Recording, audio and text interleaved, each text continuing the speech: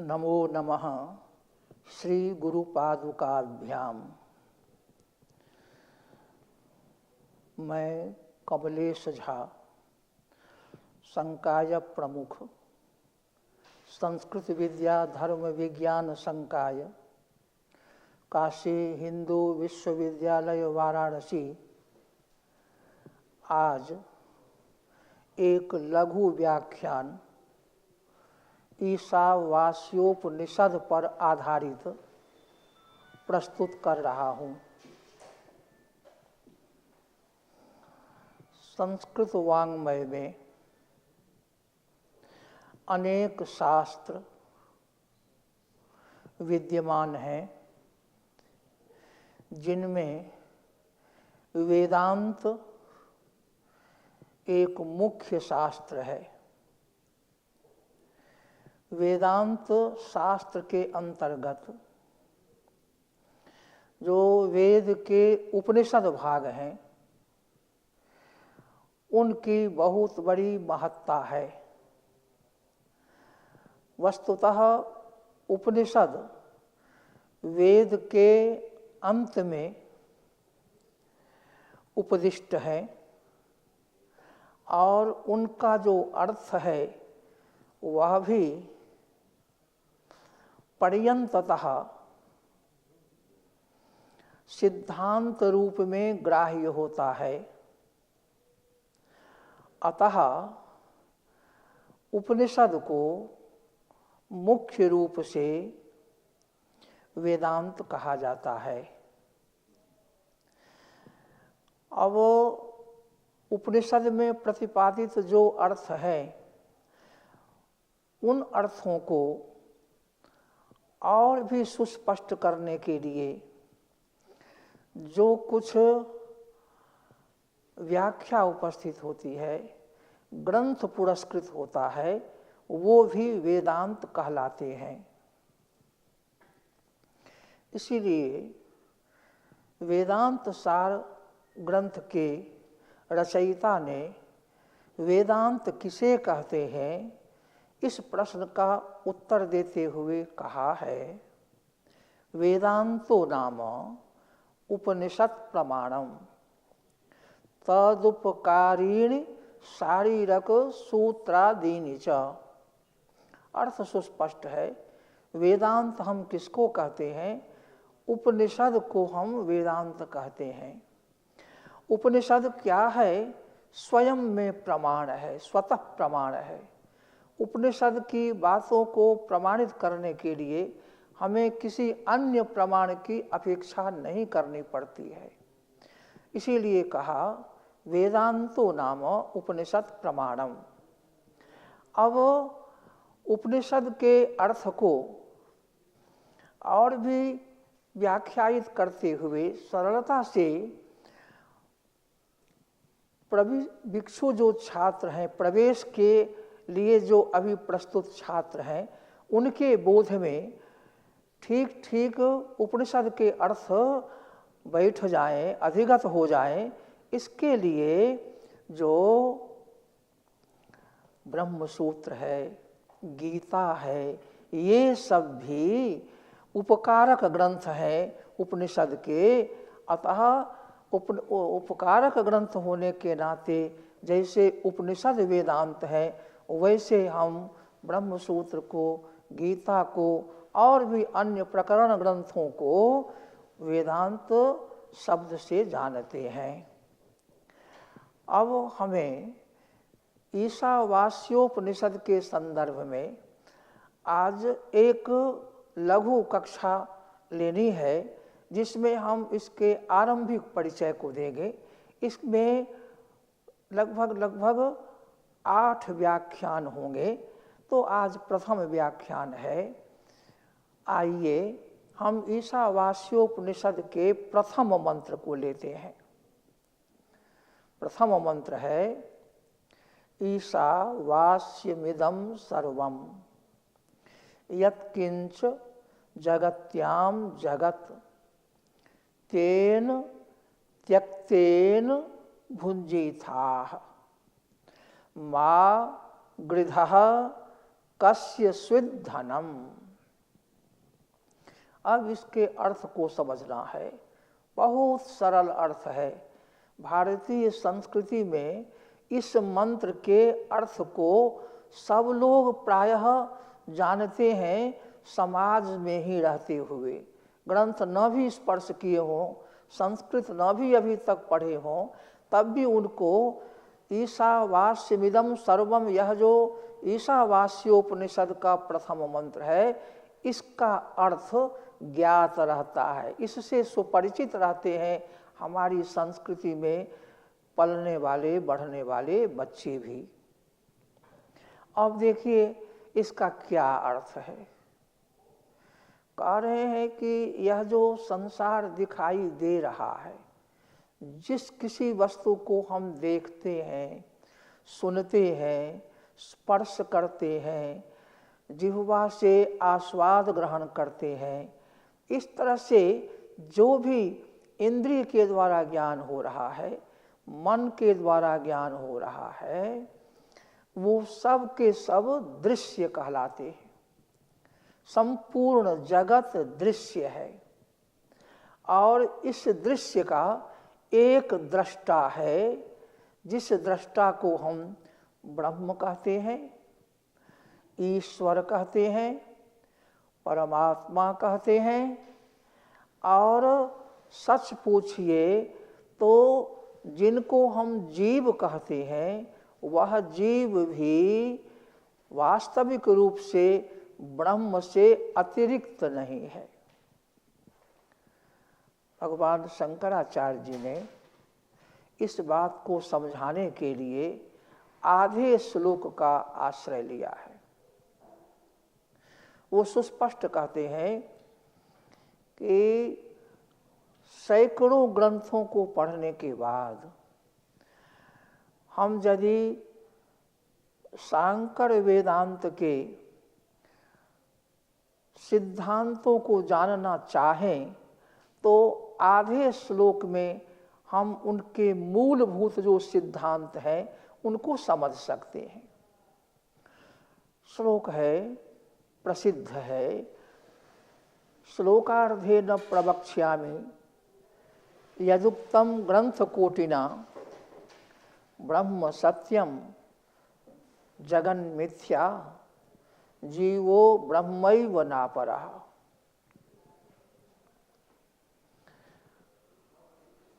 करोड़ों करोड़ ग्रंथ हैं, उनको पढ़ने के बाद मूलभूत जो सिद्धांत हैं, जो सदा हमें ध्यान में रखना है, उन सिद्धांतों को हम आधे श्लोक में बताते हैं। आधे श्लोक में आप इसे जानिए। ब्रह्म सत्यम, एकमात्र ब्रह्म सत्य है। अर्थ है परमार्थ सत्य केवल ब्रह्म है। परमार्थ सत्य का एक सामान्य अर्थ है जो तीनों कालों में विद्यमान रहता है। कोई भी ऐसा कालखंड नहीं होगा जिसमें ब्रह्म का अस्तित्व न हो। तो ये ब्रह्म सत्यम, परमार्थ सत्य के रूप में ब्रह्म है। जगत क्या है? जो स्थावर और जंगम जगत है, जो पेड़ है, पर्वत है, ये सब स्थावर है, एक जगह स्थिर रहते हैं। वो यहाँ से वहाँ चलकर स्वयं कहीं जाते नहीं, लौटते नहीं। तो ये स्थावर हो गए। और जंगम है, मनुष्य है, पशु है, पक्षी है, ये चलते रहते हैं। यहाँ से वहाँ गए, वहाँ से वहाँ गए, फिर लौटकर यहाँ आए। तो स्थावर और जंगम भेद से जगत को हम दो भागों में बांटते हैं। तो जो ये संपूर्ण जगत है, जगत का मतलब ही होता है जो चलायमान है, जो स्थिर है नहीं, चल रहा है। जो कल था आज नहीं है, आज है कल नहीं रहेगा। जो कल होगा वो भी आगे आने वाले दिनों में नहीं रहेगा। लेकिन ये संसार अपने क्रम से चल रहा है। तो जो यह जगत है, हमारे व्यवहार में जगत भी उपस्थित होता है। तो इस जगत को हम क्या समझें, तो कहा यह मिथ्या है। मिथ्या का अर्थ यह नहीं होता है कि जगत है ही नहीं, ऐसा अर्थ नहीं होता है। मिथ्या का अर्थ होता है कि जिसे हम अभी समझ रहे हैं है, वह वास्तविक रूप से नहीं रहता है। उदाहरण के लिए हम रज्जू को लें, रस्सी को। दिन बीत रहा है, रात्रि आई नहीं है, संध्या काल का समय है, प्रकाश तिरोहित हो रहा है और अंधेरा आ रहा है। थोड़ा थोड़ा दिखता है, सुस्पष्ट नहीं दिख रहा है। तो ऐसी स्थिति में कभी कभी क्या होता है, टेढ़ी मेढ़ी रस्सी जो कहीं फेंकी हुई है, उसको हम लोग समझ लेते हैं, अरे ये तो सर्प है। तो जिस समय हम समझते हैं यह सर्प है, उस समय तो भय भी लगता है, डरते हैं, भागते हैं, चीखते चिल्लाते हैं, जिनको लगता है कि अरे ये सर्प है। लेकिन जो पहले उस रस्सी को देख लिया हो, या अभी ठीक से देख रहा है कि ये रस्सी है, वो बताता है तुम व्यर्थ का डर रहे हो, यह तो रस्सी है, ये सर्प है ही नहीं, किस लिए डर रहे हो। तब फिर वह भी सुस्पष्ट रूप से देखता है और समझ में उसको आ जाता है कि यह तो रस्सी है। अब आप देखिए, जब किसी व्यक्ति ने रस्सी को सर्प समझा, रस्सी टेढ़ी मेढ़ी है, स्फीत आलोक नहीं है, सुस्पष्ट प्रकाश नहीं है, ठीक से देखा नहीं रस्सी को, तो समझ लिया टेढ़ा मेढ़ा है और लगा कि ये सर्प ही यहाँ चलने के क्रम में दिखाई दे रहा है। तो जब रस्सी में सर्प का ज्ञान हुआ, तो उसके पहले क्या वहाँ सर्प था? नहीं था। और जब समझ लिया कि अरे अरे मैं रस्सी को सर्प समझ लिया था, ये तो रस्सी है, सर्प नहीं है, सांप नहीं है, तब फिर वहाँ सांप रहता है क्या? तो सांप, रस्सी में सांप के भ्रम होते समय तो था नहीं था, तो वो उसका प्रत्यक्ष कैसे हो रहा है? क्योंकि प्रत्यक्ष में तो इंद्रिय का अर्थ के साथ सन्निकर्ष होता है। तो वेदांती लोग मानते हैं कि उतनी देर के लिए वहाँ एक विलक्षण सर्प, जो सर्प होता है प्राकृतिक रूप से, ऐसा नहीं, बुद्धि में भासने वाला एक सर्प वहाँ उत्पन्न हुआ, और जब तक भ्रम बना रहा तब तक वह विलक्षण सर्प वहाँ मौजूद रहा। जैसे ही भ्रम टूटा, भ्रम भंग हुआ, वैसे ही हम समझ गए अरे अरे ये तो वो रस्सी है, सांप नहीं है। तो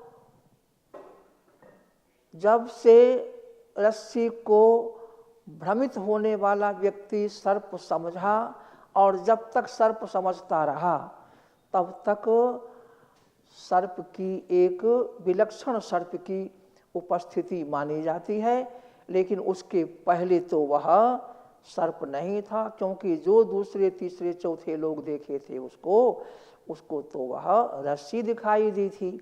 और बाद में भी जो भ्रांत हुआ है उसको भी, और जो निर्भ्रांत है उसको भी रस्सी ही दिख रही है। मध्य में भ्रमित होने वाले व्यक्ति को जो रस्सी दिखाई पड़ती रही, तो जो आदि में नहीं थी, अंत में नहीं थी चीज, सर्प नहीं थी पहले भी और बाद में भी, तो मध्य में कहाँ से आ जाएगी वह चीज? इसीलिए रस्सी पहले से थी, और जब भ्रांति हो रही थी तब भी वहाँ रस्सी मौजूद ही थी। एक विलक्षण सर्प की उत्पत्ति हो गई थी, जो भ्रांत व्यक्ति को सर्प मालूम पड़ता था और उसके कारण से भय, आक्रांत इत्यादि भी हो रहा था। तो ये है जगत, ये जगत मिथ्या है, अर्थात जिस रस्सी से अवच्छिन्न चैतन्य, चैतन्य का मतलब होता है ब्रह्म, जो व्यापक है, सब जगह है। तो रस्सी जहाँ है वहाँ भी चैतन्य है, तो रस्सी से अवच्छिन्न चैतन्य उसको कहेंगे। अर्थात हम ऐसी जगह को पकड़ते हैं, चैतन्य के उस स्वरूप को पकड़ते हैं जहाँ रस्सी रखी हुई है। तो रस्सी से अवच्छिन्न चैतन्य में जो सर्प का आभास हो रहा था, वह सर्प वहाँ वास्तविक रूप से था नहीं। भ्रम मिटने पर सर्प वहाँ से गायब हो गया। अब अयम सर्प, यह बुद्धि भी नष्ट हो जाती है। तो इसका मतलब क्या हुआ, जिस रस्सी को हम सर्प समझ रहे थे वो ज्ञान हमारा मिथ्या ज्ञान था। अर्थात रस्सी में सर्प होने की बुद्धि हमारी उत्पन्न हो गई थी, यह मिथ्या है। इस बात में किसी को संदेह नहीं है, चाहे वह वेदांत का व्यक्ति हो, चाहे दूसरे दर्शन का व्यक्ति हो। उन सब लोगों को यह पता है कि रस्सी में जो सर्प का ज्ञान होता है, वह सर्प वस्तुतः वहाँ पहले भी नहीं था, बाद में भी नहीं था, और मध्यकाल में जो भाषित हुआ हमारे ज्ञान में, वह सर्प है ऐसा प्रतीत हुआ, वह मिथ्या था। तो इस तरह से यह मिथ्या कहलाने की चीज है, प्रसिद्ध है। अब इसी न्याय को लेकर वेदांत के लोग उसको कई भागों में बांटते हैं। जैसे संसार भर में जितनी चीज़ें हम जानते हैं उनको हम 4 भागों में बांट सकते हैं। एक है ब्रह्म, दूसरा है व्यवहार में जो वस्तु हमारे साथ आती है, जैसे देह है, हमारा घर है, पानी है, अन्न है, सोना है, जागना है, बोलना है, सुनना है, ये सब व्यवहार में घटित होने वाली चीज़ें हैं। और कुछ चीज़ें ऐसी हैं जो प्रातिभाषिक हैं। तो प्रातिभाषिक चीज़ जो है वह क्या है, तो जो प्रतिभास के समय में रहे और व्यवहार करने लग जाए तो वो साबित न हो, ठहरने न पावे, वो होता ही न हो। जैसे रस्सी को सर्प समझ लिया, तो ये प्रतिभास जब तक हो रहा है, रस्सी सर्प के रूप में जब तक प्रतिभाषित हो रही है, ज्ञात हो रही है, तब तक उसका अस्तित्व हम मानते हैं। क्योंकि है नहीं तो डर क्यों लग रहा है, क्यों भागते हैं, क्यों चीखते हैं। तो उतनी देर के लिए उसको वह व्यक्ति मान रहा है जिसको प्रातिभाषिक ज्ञान हो रहा है, भ्रम का ज्ञान हो रहा है, जिसका ज्ञान भ्रांत है, भ्रम है, अयथार्थ है। तो एक ब्रह्म हो गया। दूसरा जो व्यवहार में सत्य है, आग आग है, पानी पानी है, वायु वायु है, आकाश आकाश है, ये सब जो व्यवहार में आने वाली चीज़ें हैं वह है व्यावहारिक सत्य। और प्रातिभाषिक सत्य क्या है, तो रस्सी में सर्प की बुद्धि हो जाना, और वहाँ का जो सर्प है, जो भ्रांति से प्रतीत होने वाला सर्प है, वह है प्रातिभाषिक सत्य। अब चौथी वस्तु क्या है, जिसको हम शब्द से तो बोलेंगे लेकिन उसका अर्थ प्रसिद्ध है नहीं। जैसे हम कहते हैं सस श्रृंग, सस का अर्थ होता है खरगोश, और श्रृंग का अर्थ होता है उसकी सींग। खरगोश की सींग ऐसा यदि कोई समझता है तो वह क्या है, खरगोश की सींग होती ही नहीं। ऐसा नहीं है कि कभी खरगोश की सींग होती थी और अब नहीं हो रही है। खरगोश में श्रृंग का तीनों काल में अभाव है। अब लेकिन जब हम सस श्रृंग बोलते हैं तो अर्थ समझ में आ जाता है। जो सस का श्रृंग माने खरगोश की सींग विषाण, ये अर्थ समझ में आता है, लेकिन वह तीनों कालों में कभी नहीं रहता है। तो हमारे सामने चार विभाग उपस्थित हो गए। संसार में जितनी चीज़ों को हम जानते हैं समझते हैं, ये चार चीज़ें आ गई। एक हो गया परमार्थ सत्य जो ब्रह्म है, दूसरा हो गया जो अन्न है, पानी है, बिछावन है, बोलना है, सुनना है, ये सब जिसका हम व्यवहार करते हैं। आज के ये व्यवहार जगह है तो फिर कल जागृत काल में है, जागृत अवस्था में है, कल भी कर रहे हैं व्यवहार। आज हमारे पास 100 रुपये है और उस 100 रुपये को हमने रख दिया, तो कल जब हम जगे, सोने के बाद जगे, तो फिर से हमारे पास वो 100 रुपये रखे होते हैं। तो ये है व्यावहारिक सत्य। और तीसरा हो गया प्रातिभाषिक सत्य, केवल प्रतिभास के समय में, भ्रम के समय में जो वस्तु उपस्थित रहती है और उसके हिसाब से हम या तो खुश होते हैं या हम दुखी हो जाते हैं। अच्छी चीज़ सीपी में यदि रजत दिख गया, जो ये सीपी को हम चांदी समझ लिए, तो हमको लगा कि चलो ये चांदी हम पा गए हैं, तो खुश हो जाते हैं। जबकि वो है सीपी। तो सीप में जो रजत का ज्ञान होना, वहाँ हम खुश हो जा रहे हैं रजत समझ करके, और रज्जु में सर्प को समझ करके हम दुखी हो जाते हैं। तो ये व्यवहार तो हमारा ऐसा चलता है उसके आधार पर, लेकिन वह वस्तु जो है रज्जु में भाषित होने वाला सर्प और सीप में भाषित होने वाला रजत अर्थात चांदी, ये प्रातिभाषिक सत्य है। जब तक उस तरह से वह भास रहा है, ज्ञात हो रहा है, जब तक हम रस्सी को सर्प समझ रहे हैं, तभी तक उसकी उपस्थिति है, फिर उसके बाद वो गायब। तो ये तीसरे हो गए। चौथा हो गया जो खरगोश का सींग होना, सस श्रृंग, ये तो इसको कहते हैं तुच्छ।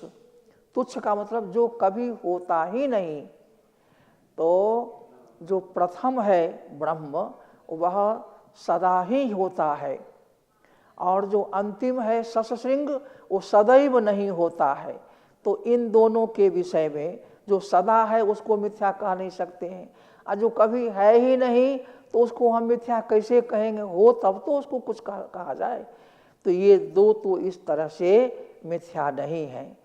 अब जो प्रतिभास काल में रज्जु में सर्प की प्रतीति हो गई, तो प्रतिभाषित होने वाला जो वहाँ सर्प है वह मिथ्या है, क्योंकि जब वह भ्रम दूर होता है तो जिस व्यक्ति को भ्रम हुआ था उस व्यक्ति को स्वयं समझ में आता है, जो हो मिथ्या ही सर्प मुझे भाषित हुआ था, सर्प तो वहाँ था ही नहीं। तो ये प्रतिभास काल में जो भाषित होने वाला सर्प है, वह भ्रांति के दूर होते ही, जिस रस्सी से अवच्छिन्न चैतन्य में सर्प बुद्धि जग रही थी, वह रस्सी से अवच्छिन्न चैतन्य का ही वहाँ अस्तित्व है। उस अधिष्ठान का बोध हो गया, ये तो रस्सी है, यहाँ तो सर्प नहीं है। तो अधिष्ठान कहते हैं जिसमें भ्रम होता है। रज्जु से अवच्छिन्न चैतन्य में भ्रम हो रहा है, तो रज्जु से अवच्छिन्न चैतन्य यह हो गया अधिष्ठान। उसका जब भली भांति परिचय हो जाता है तो वहाँ सर्प की कोई बात रह ही नहीं जाती है, मिथ्या ही सर्प भाषित हुआ था। तो वह मिथ्या तो है। वादी और प्रतिवादी जो वेदांती है उसके लिए भी रज्जु में भाषित होने वाला सर्प मिथ्या है, और जो वेदांती नहीं है उनके दृष्टि में भी वह मिथ्या है। अब बच गया जो व्यवहार काल में हमें प्रतीत हो रहा है। तो जैसे रस्सी का ज्ञान हो जाने पर सर्प का ज्ञान मिट जाता है और वहाँ सर्प नहीं है यह पता लग जाता है, निर्भ्रांत रूप से पता हो जाता है, वैसे ही जिस साधक को शास्त्र और गुरु के मार्गदर्शन में ब्रह्म ज्ञान हो जाता है, ब्रह्म साक्षात्कार हो जाता है, आत्म साक्षात्कार इसको कहते हैं, आत्म साक्षात्कार हो जाता है, तो ब्रह्म साक्षात्कार हो जाने पर जो व्यवहार में अन्न, जल, खाना पीना, बोलना, सुनना, ये सब जो प्रतीत हो रहा है वो सब बाधित हो जाता है और केवल अहम ब्रह्मास्मि, मैं ब्रह्म से अभिन्न हूँ, जीव मैं अलग से कुछ नहीं हूँ, और ये अन्न पान आदि जो भाषित हो रहा था वह ब्रह्म स्वरूप आत्मा के अज्ञान होने के नाते हो रहा था। तो ब्रह्मात्म ज्ञान होने से जो व्यवहार काल में सत्य प्रतीत हो रहा है वह भी मिथ्या है। इसकी सिद्धि कई प्रमाणों से की जाती है। श्रुति बने वेद प्रमाण भी है, अनुमान प्रमाण भी है, बहुत सारे प्रमाणों की इकाइयां हैं जिनके द्वारा जागृत काल में जो सत्य प्रतीत हो रहा है वह भी मिथ्या है। जैसे प्रतिभास काल में प्रतीत होने वाली वस्तु मिथ्या है, उसी तरह से इसको सिद्ध किया जाता है। तो प्रथम विभाग जो नित्य है, सदा विद्यमान है, उसको पारमार्थिक सत्य कहते हैं, और जो अंतिम है वह तुच्छ है, बने कभी होता ही नहीं, खरगोश की सींग कभी नहीं होती, तो वह तुच्छ हो गए। और मध्य के जो दो प्रकार के विभाग हैं उसमें जो प्रातिभाषिक है वह प्रतिभास काल में सत्य प्रतीत होता है, और जैसे ही भ्रम दूर हुआ, अधिष्ठान का साक्षात्कार हो गया, रस्सी को भली भांति समझ लिया, तब रस्सी को जो सर्प समझ रहे थे वह सर्प बुद्धि हट जाती है, तो वह तो मिथ्या है ही। उसी तरह से आत्मज्ञान, ब्रह्मात्म साक्षात्कार हो जाने पर जो जागृत काल में या स्वप्न काल में या सुषुप्ति काल में जो भी हमें व्यावहारिक चीज़ें प्रतीत होती हैं उन सब का भी बाध हो जाता है। केवल ब्रह्म, केवल आत्मा ही अवशिष्ट रह जाता है, यह सिद्धांत है। उसी बात को यहाँ समझा रहे हैं। ईश्वर के द्वारा, जो परमेश्वर है, उनके द्वारा वास्यम इदम सर्वम, यह संपूर्ण जो इदम सर्वम यत् किंचन जगत्याम जगत, जो इस जगती में कुछ भी जगत माने चलनशील पदार्थ है, कोई चीज़ ठहरने वाली तो है नहीं, पहाड़ भी है तो एक युग में जाकर के खत्म हो जाएगा, एक कल्प में जाकर के खत्म हुआ, कोई न कोई उसकी भी आयु है, उम्र है, सीमा है उसके अस्तित्व की। वृक्ष है, पहाड़ है, शरीर है, ये सब के सब आगमा पाई है, आ रहे हैं, चले जा रहे हैं। तो यत् किंच जगत्याम जगत, ये जगती चलती रहने वाली जो यह दुनिया है, इसमें जगत का मतलब होता है चलनशील, सबके सब स्थावर और जंगम है, वो संपूर्ण जगत क्या है? यत् किंच, जो कोई भी है, सब के लिए एक साथ कह दिया ईशावास्यम, ईश्वर से ही वह वसाया गया है और ईश्वर से ही व्याप्त है। ईश्वर के बाहर यदि हम खोजने जाएंगे तब कुछ भी नहीं मिलेगा। ईश्वर से ईश्वर व्यापक है, ब्रह्म है, उससे आच्छादित है संपूर्ण जगत। इसमें जो कुछ भी दिखाई दे रही है वो सब ईश्वर से ही व्याप्त है। तो अब ऐसी स्थिति जब ज्ञात हो जाती है तब हमें समझना चाहिए कि इस संसार में हमारा क्या हक है। तो भगवान जो कुछ हमारे लिए शास्त्र दृष्टि से, संविधान की दृष्टि से दिया है, उसी को हम त्याग पूर्वक भोगें। जैसे हमें 2 मुट्ठी चना ग्रहण करना है तो हमारे पास यदि 1 किलो चना है तो उसको हम भोजन करने के लिए बैठे तो 1 किलो का उपयोग नहीं कर ले, त्याग से हम उपयोग करें, जिससे हमारे शरीर के लिए पाचन भी ठीक हो, ताकत भी मिले, स्फूर्ति भी मिले, हम स्वाध्याय करें, हम और भी जगत के कार्यों को करते रहें। तो तेन त्यक्तेन भुंजी था का तो अर्थ है, तेन मने उस ईश्वर के द्वारा, त्यक्तेन मने दत्तेन, उन्होंने जो कुछ हमें दिया है, जिस पर हमारा स्वत्व है, जिसको हमारा संविधान और हमारा शास्त्र बताता है कि आपकी यह वस्तु है, उसको भी हम त्याग पूर्वक ही भोग करें। त्याग पूर्वक भोग का मतलब है बहुत समझदारी के साथ उसका भोग करें।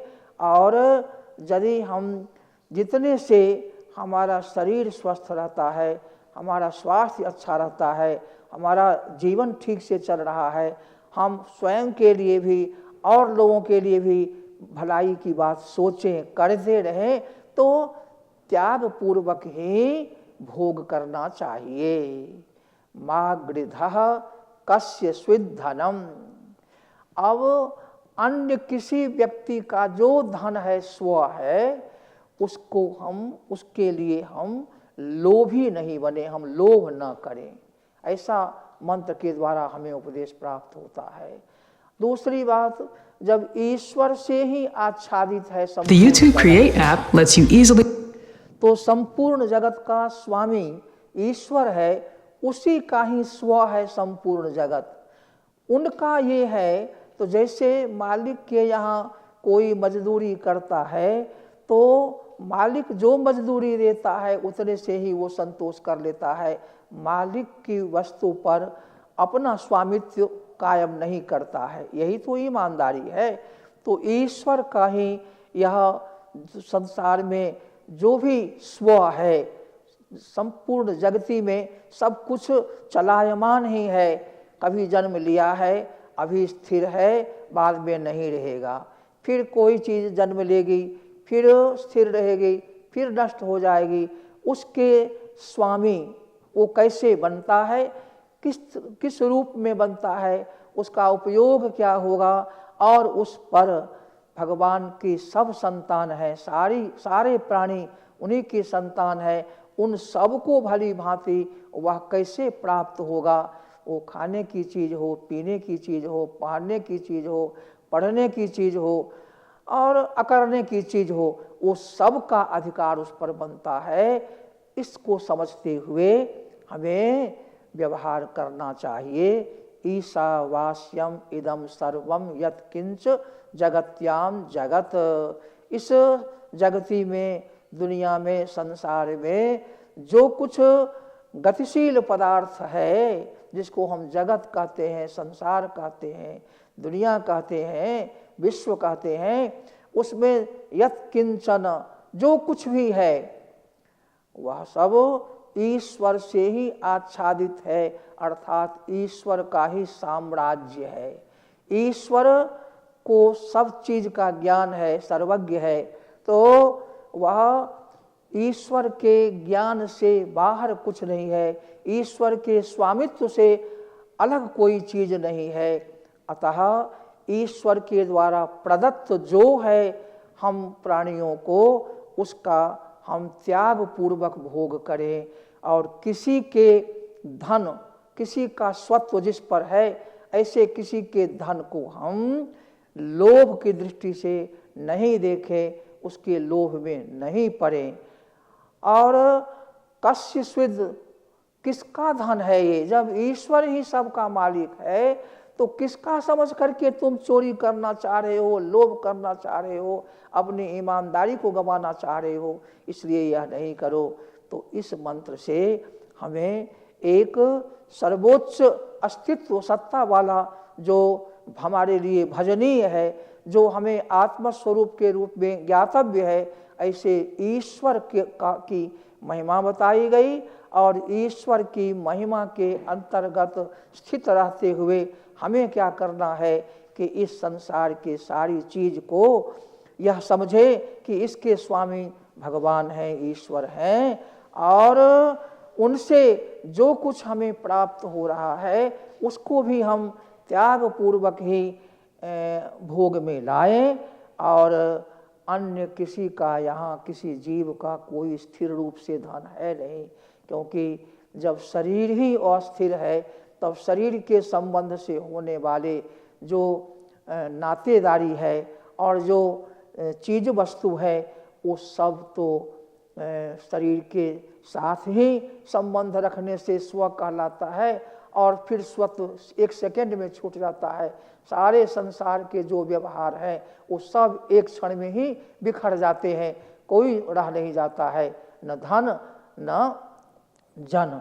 अतः हमें अच्छी तरह से शास्त्र के, उपनिषद के उपदेश को मानना चाहिए, और ईश्वर के स्वामित्व को समझते हुए जो कुछ धन हमें ईमानदारी से अर्जित हो पाते हैं उसका भी हम त्याग पूर्वक ही भोग करें, जिससे हमारे संतुलन में भी बना रहेगा, और अन्य लोगों का भी हमें परहेज करते हुए ध्यान रखना होगा कि उनका भी योगक्षेम चलता रहे। जैसे गांव में कोई बगीचा है तो उस बगीचा में आम के पेड़ से जो फल गिरते हैं और गिरने वाले जो फल है उसको जो वहाँ रखवाली कर रहा है उसका अधिकार है, वह उठाकर पा सकता है। और जो स्वामी है, उस बगीचे का मालिक है, वो भी 5 आम वो भी दिन भर में खाता है आम के समय में, और 5 आम गांव के जो लोग हैं शेष उन्हें भी खाने को मिल जाते हैं, या तो किसी चीज़ के बदले में मिल जाए, या कीमत दे करके मिल जाए, या जो रखवाली कर रहे हैं उनको मिल जाए, या उस मालिक के यहाँ जो मजदूरी कर रहा है बगीचे के मालिक के यहाँ उसको भी मिल जाए। सब लोग आम के समय में आम के फल को खाने के अधिकारी गांव में बनते रहे हैं। तो उस तरह से हमें पूरे इस अपने राष्ट्र के स्तर पर में देखना चाहिए और विश्व के स्तर पर देखना चाहिए। इतना बड़ा उपदेश ईशावास्योपनिषद में हमें प्राप्त होता है। पूर्णमदः पूर्णमिदं पूर्णात् पूर्णमुदच्यते पूर्णस्य पूर्णमादाय पूर्णमेवावशिष्यते। ओम शांति शांति शांति।